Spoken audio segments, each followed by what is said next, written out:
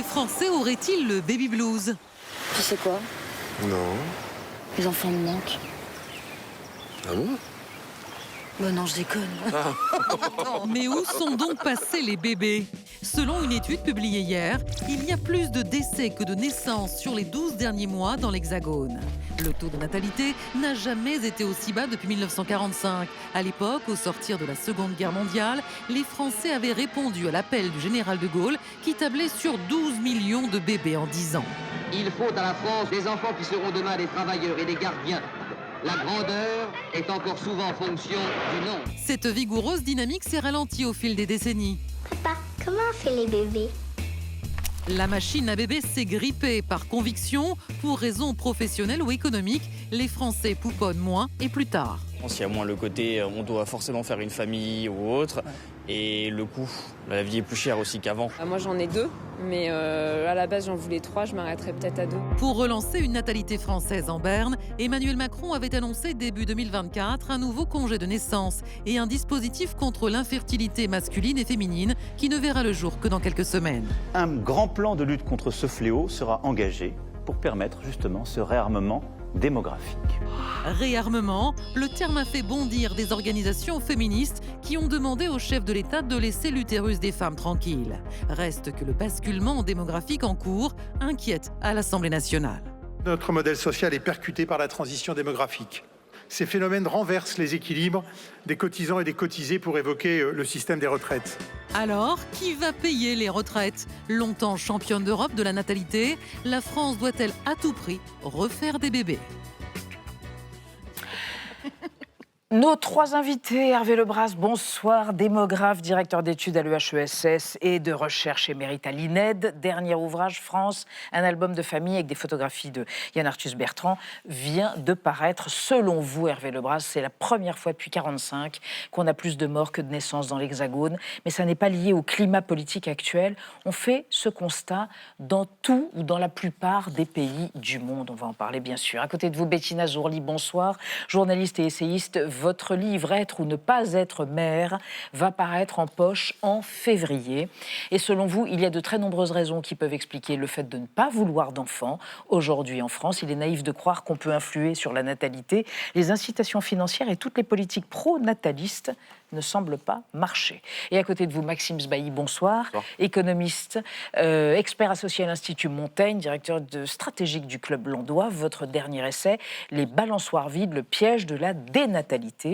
Selon vous, la crise du logement, la pauvreté chez les jeunes, ainsi que la pénurie d'assistantes maternelles expliquent ce déclin de la natalité. On peut inverser la courbe, ajoutez-vous, en mettant en place des politiques familiales et en recourant à l'immigration. Et on démarre le débat avec le carnet rose. Oui, bien sûr, le carnet rose du jour. Bienvenue aux 1678 bébés qui sont nés ou qui s'apprêtent à naître aujourd'hui. 1678 bébés naissent en effet chaque jour en moyenne en France métropolitaine.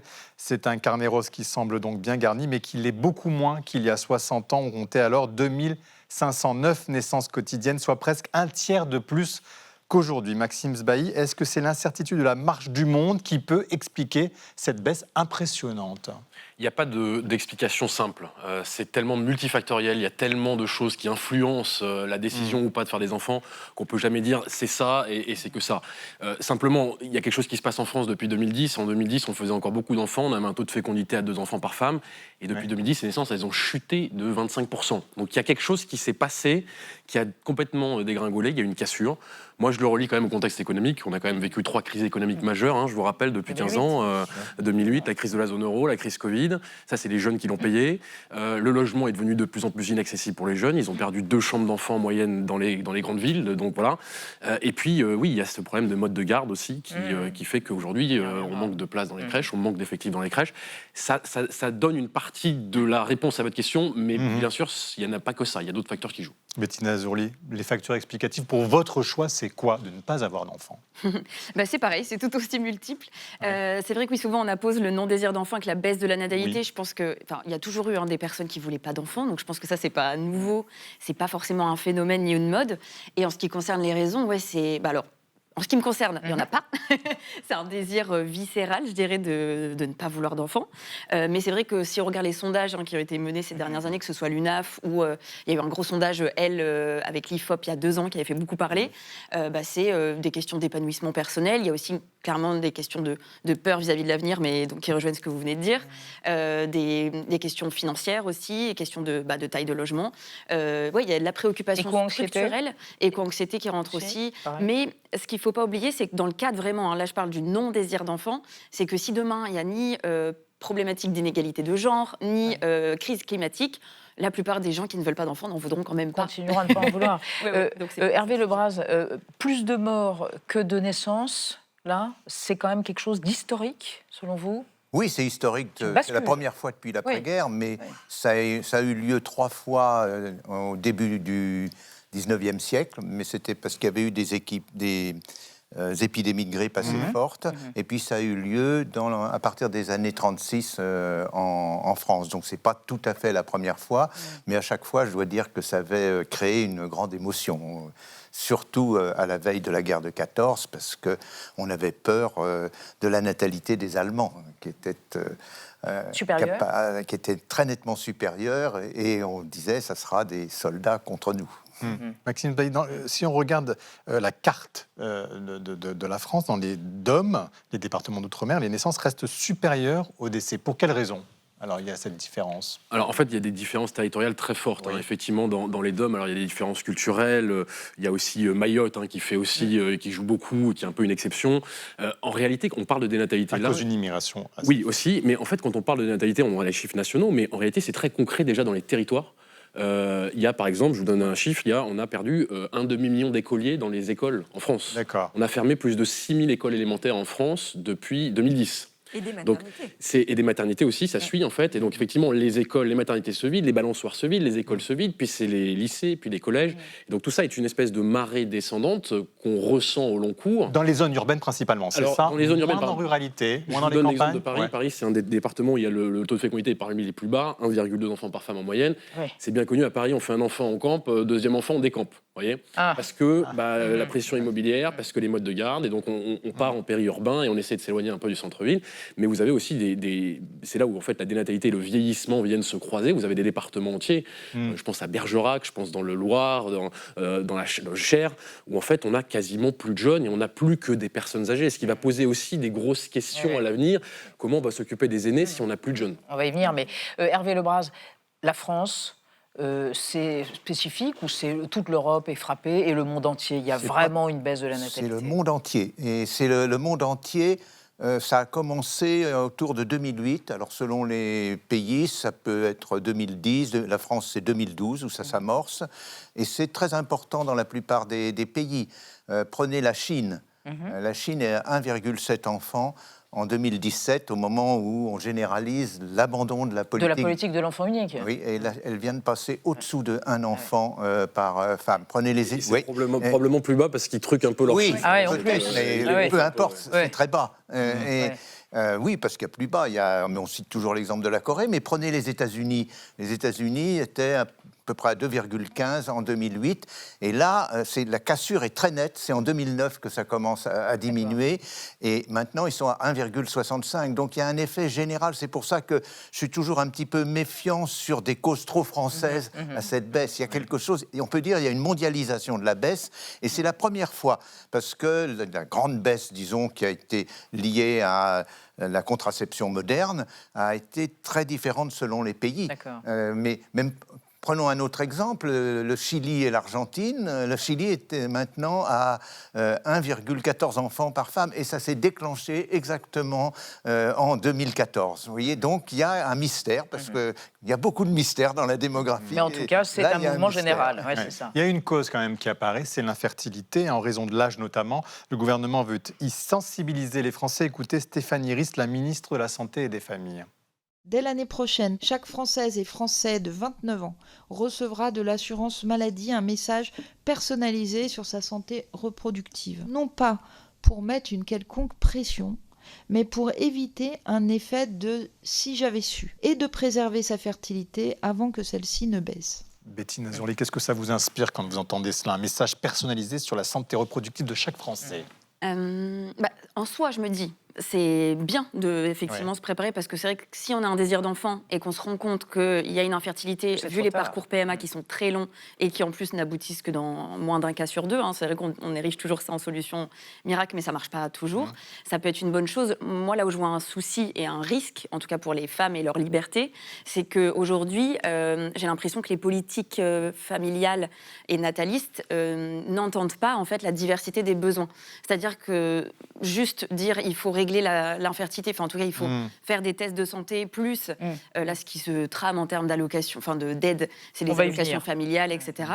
C'est pas suffisant et en fait moi en tant que militante féministe aussi, je trouve qu'on n'est pas très entendu sur plein d'autres causes annexes, par exemple la répartition des tâches, la répartition des congés, etc.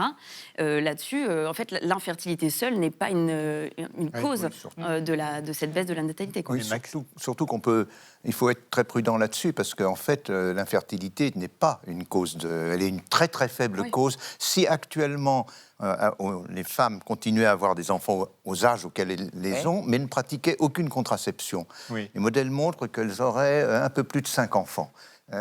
Donc oui, parce que donc c'est la contraception, c'est ça que vous dites. C'est la contraception, c'est pas l'infertilité. Disons la stérilité, ce qu'on appelle la fécondabilité, c'est-à-dire la probabilité d'avoir une conception au cours d'un cycle, diminue assez vite, mais elle est à peu près d'un 5e, donc ça veut dire qu'on a un enfant après 5 essais. Mais alors elle baisse vite, mais si elle est divisée par 2, ce qui est le cas arrivé vers 37-38 ans, c'est un 10e, donc ça prend... On l'a en 10 mois, c'est pas énorme non plus, et ainsi de suite. Donc, sous l'Ancien Régime, les femmes au XVIIIe siècle avaient leur dernier enfant à 42 ans et demi en moyenne. Et alors, aujourd'hui, passé 35 ans, Maxime Sbailly, on parle de grossesse gériatrique. C'est très incitatif, non? Moi, j'ai découvert ça dans les maternités, effectivement. J'ai découvert ça comme ça. Donc, effectivement, ça dit aussi qu'on a peut-être besoin de changer aussi les mots pour qualifier ça. Mais ce qui est intéressant, c'est le chiffre que vous venez de montrer. Effectivement, il y a des enquêtes moins de 30 ans qui souhaitent moins de 2 enfants contre 2 et il y a 20 ans, donc une baisse du désir. Il y a un peu une baisse du désir. Alors après, quand on demande le nombre idéal, il est un peu au-dessus de 2. Il y a un autre chiffre aussi, il y a le Haut Conseil à la famille, à l'enfance et à l'âge qui avait fait un sondage en mai qui montre que 88% des Français de moins de 35 ans ou ont déjà un enfant ou projettent d'en avoir. Ce qui montre quand même que le désir d'enfant reste ultra majoritaire en France, que ce chiffre de 2, en fait, il ne correspond pas à la réalité. Encore une fois, moins 25% sur les naissances en 15 ans. Donc il y a un décalage qui est en train de s'installer entre la volonté et la réalité. Et moi, c'est ça qui m'interpelle, parce que si les naissances baissaient simplement par choix et parce que les Français ne veulent plus faire d'enfants, l'État n'a rien à faire dans les chambres à coucher. Et il faudrait simplement le regarder sans se dire il y a quelque chose à faire. Alors là, c'est un peu l'inverse qu'on observe. Vous parlez de l'État, justement. Fête des bébés, ça a été longtemps le mot d'ordre des politiques familiales. Regardez ici, on est en 75. Michel Debré, ancien Premier ministre du général de Gaulle, est député sous Giscard. Il est député de La Réunion entre un spermatozoïde et un ovule, semble-t-il. Regardez. Au rythme actuel de la baisse de la natalité, la génération qui monte sera moins nombreuse que la génération qui s'en va. Et derrière cette première menace, s'en profile une autre qui s'exprime par cette question: la France va-t-elle de nouveau connaître une période où le nombre des cercueils sera chaque année supérieur à celui des berceaux? Vous devinez l'importance du problème. C'est notre avenir qui est en cause. L'avenir de la nation, mais aussi l'avenir de chacun et de chacune d'entre vous. C'est pourquoi il est important qu'augmente le nombre des foyers d'au moins 3 enfants. Au moins 3 enfants, Bettina Zourli. C'est vrai que faire moins d'enfants, c'est ce qu'on nous a dit et inculqué, c'est mettre en péril une nation, un pays. Oui, c'est vrai que c'est ça qui revient, en tout cas, moi, les discours que j'entends en tant que personne qui ne veut pas d'enfants, c'est ça, mais c'est vrai qu'en réalité, je trouve qu'il y a le fait de corréler, le fait de parler des femmes qui ne veulent pas d'enfants, parce qu'on parle en plus très souvent des femmes qui ne veulent pas d'enfants et pas des hommes, et la baisse de la natalité, c'est créer un amalgame, j'ai l'impression, comme si la baisse de la natalité était de notre faute, et souvent, en tout cas pour les discours les plus conservateurs et réactionnaires... Vous ne seriez pas patriotique. Voilà, c'est ça. Les plus réactionnaires, c'est ça, c'est on ne donne pas notre corps à la nation contre un péril extérieur civilisationnel. Enfin, c'est vraiment là, on est vraiment là-dedans. Et c'est vrai qu'en réalité, si on regarde, je regardais mes notes parce que je ne vais pas dire des bêtises en termes de chiffres, mais en termes de ce qui est mis en avant pour les besoins des Français par rapport au désir d'enfant, c'est que ce qui est mis en avant, c'est le fait d'avoir des congés suffisants et bien payés. C'est l'UNAF qui a publié ça l'année dernière. Pour 66% des familles et 70% des gens qui n'ont pas encore d'enfants, ils réclament donc des congés suffisants et bien payés. 74% des gens sans enfants parlent de conditions de travail adaptées, donc une meilleure conciliation vie pro, vie perso. Et 67% parlent des services de garde. Et aujourd'hui, on n'a pas de réponse structurelle satisfaisante là-dessus. Pardon, Maxime Paye, mais est-ce qu'une population qui diminue, de fait, c'est pas un pays qui décline? Est-ce que c'est faux, cette assertion, ou pas, sur le plan économique et diplomatique? En fait, pour vous, c'est faux. Bien Attendez, sûr, tous les deux, alors. Il y a des très bons, il y a des très bons exemples. Mais plus exactement, ce qui est faux, c'est quand il y a plus de décès que de naissances, le pays va mal. En Allemagne, depuis 1973, il y a plus de décès que de naissances. Et malgré cela, contrairement à ce que croyait monsieur Michel Debré, qui a fait une prévision entièrement fausse, puisque la population de la France a augmenté de plus de 12 millions depuis qu'il a raconté cela. La population allemande aussi, bien qu'il y ait plus de décès, a augmenté assez nettement. Parce qu'ils ont fait venir une immigration importante. Eh bien voilà, aussi. parce qu'il faut toujours tenir compte de l'apport migratoire. Alors attendez, on va y revenir, mais oui, vous voulez juste rajouter... Non, pour répondre à votre question, est-ce que c'est grave? Alors le sol naturel, non. Il y a des solutions, il n'y a pas de solution miracle, mais il y a des choses qu'on peut mettre en œuvre. Ce qui importe, c'est moins la taille de la population que sa composition. Parce qu'en réalité, on est en train de vivre une dénatalité au moment où on est en train de vivre un vieillissement de la population comme jamais. Et donc en fait, les maternités se vident et les maisons de retraite sont en train de se remplir. Et tout notre modèle social a été pensé à l'inverse, avec beaucoup de jeunes qui financent très peu de personnes âgées. C'était le baby-boom, ça marchait pendant les 30 Glorieuses. Aujourd'hui, on a de plus en plus de retraités et de moins en moins d'actifs pour les financer. Et donc là, il faut repenser le modèle social. Alors, on va évoquer... il y a juste un point très important là-dessus, parce qu'on croit que justement c'est une menace pour les retraites, mais ça ne sera une menace que dans 20 ou 25 ans, parce que actuellement... En 2050, oui, mais enfin quand même. Bon alors attendez, Hervé Lebras, ça va vite, vous voulez dire que vous ne serez plus là, c'est ça? Donc, on voit le déluge. Alors, Hervé Lebras, on va, oui, vous avez raison, moi non plus. On va évoquer avec Anna une solution peut-être, le nouveau congé de naissance censé entrer en vigueur en janvier 2026. Oui, il a été officiellement validé hier par le vote du budget de la Sécurité sociale. C'est un congé de 2 mois. Chacun des parents peut le prendre séparément ou simultanément dans les 9 mois qui suivent la naissance.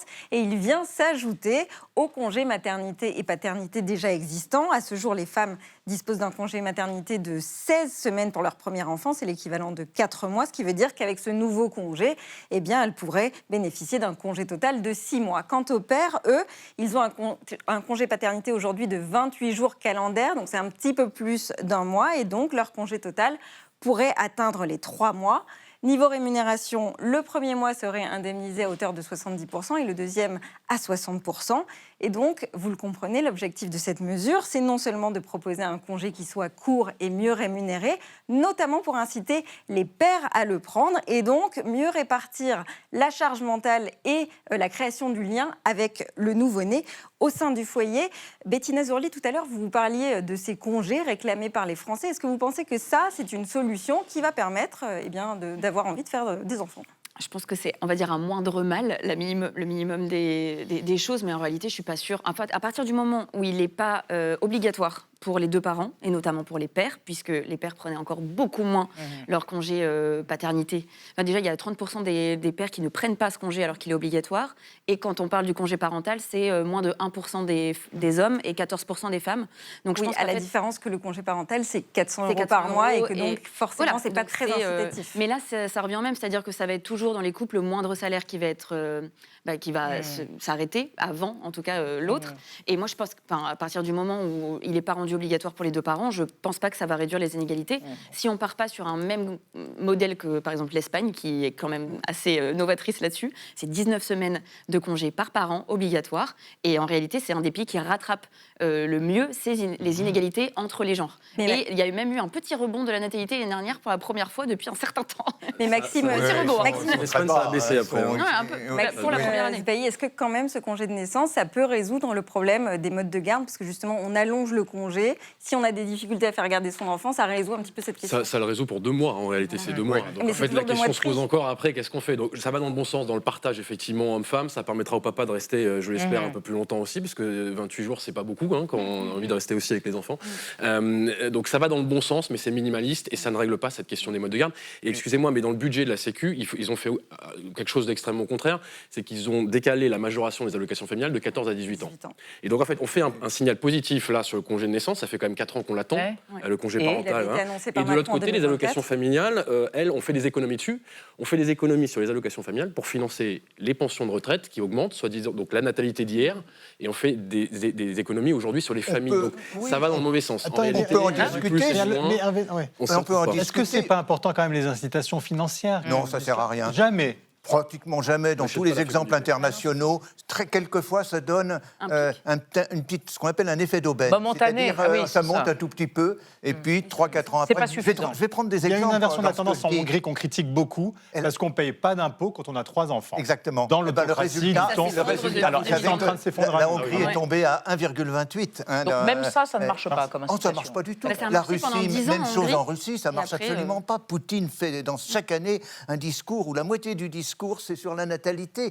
Il donne de l'argent, il donne des terrains, il donne des prêts sans intérêt. Ça ne marche pas. La Chine a maintenant une politique nataliste assez puissante. Vous avez vu, elle est tombée de 1,7 à 1. Pardon, mais les Français disent que ça coûte cher d'avoir des enfants. En même temps, non, Maxime, ça coûte cher d'avoir des enfants. C'est pas de l'argent. Encore une fois, c'est pas des mesures qui sont justement des mesures où on donne beaucoup font beaucoup de facilité aux parents. C'est la thèse au fond d'un professeur de Sciences Po, Julien Damon. Il y a peut-être là-dedans quelque chose à chercher, mais ça sera modeste. Julien Damon, ils vont recomposer les familles aussi, parce qu'il y a aussi un autre débat, parce que sociologiquement, il y a aussi des familles qui sont plus fragiles, des couples qui se séparent, et des séparations qui font que du coup la taille des familles se réduit. Vous pensez, Bettina Zourny, pardon, pour terminer, que ça peut relancer le débat sur la gestation pour autrui des mères porteuses? Est-ce que c'est ça aussi qui va se poser à la France, comme dans beaucoup de pays? J'ai pas l'impression qu'on se dirige là-dessus pour l'instant. Non, mais ça élargirait les modalités. Ça élargirait les modalités, oui, alors dans une certaine mesure. Après, même moi, si éthiquement, c'est toujours problématique. sur un prisme féministe, donc je reste très critique là-dessus. Contre la en tout cas, marchandisation je du pense corps. qu'effectivement, il y a des questions qui se poseraient là-dessus. Mais en tout cas, ce que l'on voit, pour revenir sur ce qu'on disait sur les incitations financières, c'est qu'effectivement, ça fait un pic et ensuite ça redescend. C'est que si on ne prend pas en compte les besoins actuels, et là, je vais parler pas spécifiquement. Mais c'est quoi les besoins? C'est des besoins presque spirituels? Ça dépasse tout ça? Non, on n'en a même pas trop parlé, mais moi, je trouve qu'il y a quand même quelque chose d'assez flagrant, c'est le gender gap en ce moment en termes de mœurs et de besoins, c'est-à-dire le fossé idéologique entre les jeunes hommes et les jeunes femmes qui est calculé par le Haut Conseil à l'égalité tous les ans et qui est alarmant. C'est-à-dire qu'on est sur des femmes qui ont de plus en plus de besoins justement de reconnaissance de l'égalité et égalité par rapport aux par rapport à leurs conjoints et aussi donc de pas vouloir mettre de côté leur carrière, c'est pas tant pour alors c'est pas que de réalisation, mais c'est aussi un besoin de ne pas devenir dépendante économiquement de son conjoint, parce qu'on pareil, on l'a pas dit, mais l'entrée en maternité, l'entrée en parentalité entre un homme et une femme, c'est pas du tout la même chose. C'est pas du tout la même chose. Ajouter quelque chose, c'est que c'est fini, on n'a plus le temps. Il y avait une chose mais comme elle continue à dégringoler, nous referons ce débat. Vous reviendrez, jeune homme. Merci à toujours de jeune homme. Merci à tous les trois. Merci d'être venus. Merci.